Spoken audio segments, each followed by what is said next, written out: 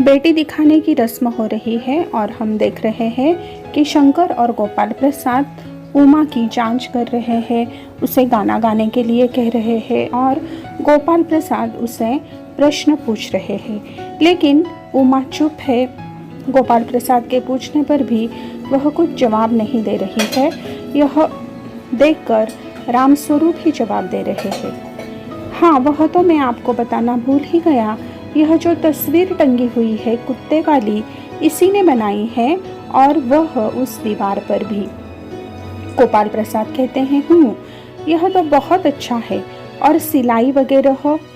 रामस्वरूप कहते हैं, सिलाई तो सारे घर की इसी के जिम्मे रहती है, यहाँ तक कि मेरी कमीजें भी, और हंसने लगते हैं। गोपाल प्रसाद कहते हैं, ठीक, लेकिन हाँ बेटी, तुमने कुछ इनाम विनाम भी जीते थे। उमा फिर भी चुप है। रामस्वरूप इशारे के लिए खांसते हैं, लेकिन उमा चुप है। उसी तरह गर्दन झुकाए गोपाल प्रसाद अधीर हो उठते हैं और रामस्वरूप सकपकाते हैं। सकपकाना यानी गड़बड़ाना। रामस्वरूप कहते हैं, जवाब तो उमा। गोपाल से कहते हैं, जरा शर्माती है, इनाम तो इसने। गोपाल प्रसाद जरा रूखी आवाज में कहते हैं, जरा इसे भी तो मुंह खोलना चाहिए। रामस्वरूप कहते हैं, उमा देखो आप क्या कह रहे हैं, जवाब दो न। उमा कहती है, हल्की लेकिन मजबूत आवाज में कहती है, क्या जवाब दूं बाबूजी? जब कुर्सी मेज बिकती है तब दुकानदार कुर्सी मेज से कुछ नहीं पूछता, सिर्फ खरीदार को दिखला देता है। पसंद आ गई है तो अच्छा है, वरना। उमा की बातें सुनकर रामस्वरूप चौंक जाते हैं और उसे आवाज देते हैं, उमा उमा। उमा कहती है, अब मुझे कह लेने दीजिए बाबूजी। गोपाल प्रसाद ताव में आते हैं, बहुत गुस्से में आते हैं। बाबू रामस्वरूप, आपने मेरी इज्जत उतारने के लिए मुझे यहाँ बुलाया था। इज्जत उतारना यानी अपमानित करना। उमा तेज आवाज में बोल रही है, जी हाँ, और हमारी बेइज्जती नहीं होती जो आप इतनी देर से नापतोल कर रहे हैं। शंकर अपने बाबूजी से कहता है, बाबूजी चलिए।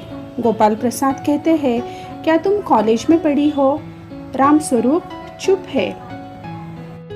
उमा बहुत गुस्से में आ गई है और कहती है, जी हाँ, मैं कॉलेज में पढ़ी हूँ, मैंने बीए पास किया है, कोई पाप नहीं किया, कोई चोरी नहीं की, और न आपके पुत्र की तरह लड़कियों के हॉस्टल में ताक झाँक कर कायरता दिखाई है। मुझे अपनी इज्जत, अपने मान का ख्याल है, लेकिन इनसे पूछिए कि ये किस तरह नौकरानी के पैरों में पड़कर अपना मुंह छिपाकर भागे थे। रामस्वरूप उमा से बोल रहे हैं, उमा उमा, यानी उसे चुप करने का प्रयास कर रहे हैं। गोपाल प्रसाद खड़े होकर गुस्से में आकर, बस हो चुका बाबू रामस्वरूप, आपने मेरे साथ दगा किया, यानी आपने मुझे धोखा दिया है। आपकी लड़की बीए पास है और आपने मुझसे कहा था कि सिर्फ मैट्रिक तक पढ़ी है।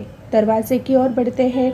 उमा कहती है, जी हाँ, जाइए, ज़रूर चले जाइए, लेकिन घर जाकर ज़रा यह पता लगाइएगा कि आपके लाडले बेटे के रीढ़ की हड्डी भी है या नहीं, यानी बैकबोन। बैकबोन। बाबू गोपाल प्रसाद के चेहरे पर बेबसी का गुस्सा है।